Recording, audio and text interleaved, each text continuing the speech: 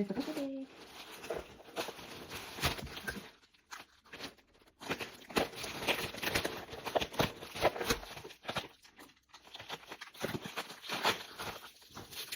bu demen.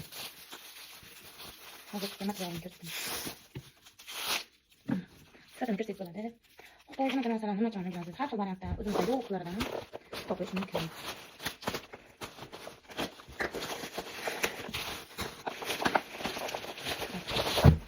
İkincisi, hozir bo'lsangiz setkali krossovkalar modaga chiqdi-ku. O'shanaqa setkali krossovkalar. Ustida ip yo'q, shundaqa, lekin ichida barcha qattiqroq masdir bor. Mana bu joylari boshida oyoq barmoqlari tez chiqadi uchun sifatini ko'rsangiz bo'ladi. Shuning uchun juda chiroyli. Bu ham klient zakasi.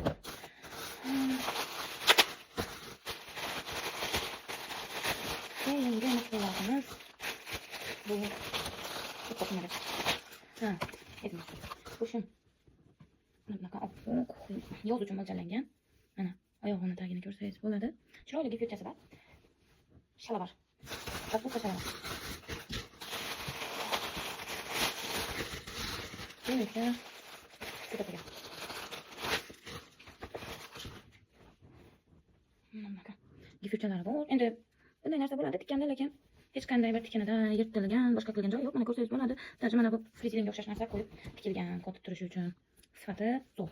Endi materialni nomini bilmadim-ku, lekin yoz uchun mo'ljallangan.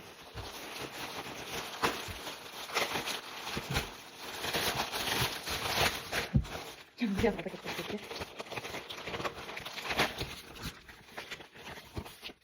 Bu erkeklar uchun. Bu boshqa.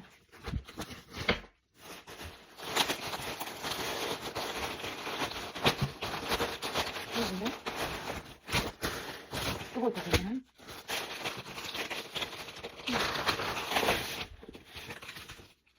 Mana bunda tepasi. Korичневый va qora aralashgan. Yupqa material hozir sizga ko'rsataman materialning qandayligini. Yoz uchun. Yupqa. Ko'rsangiz bo'ladi. Mana tikilish ajoyib.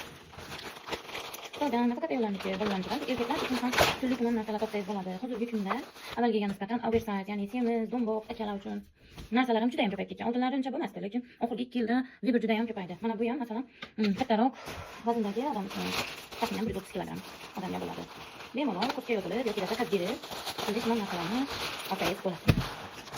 Bu detskiy obuvchani yana bir varianti ko'rsangiz bo'ladi. Rangi juda chiroyli. Oldinroq oq va moviy variantlardan olib kelib ko'rsatgandim.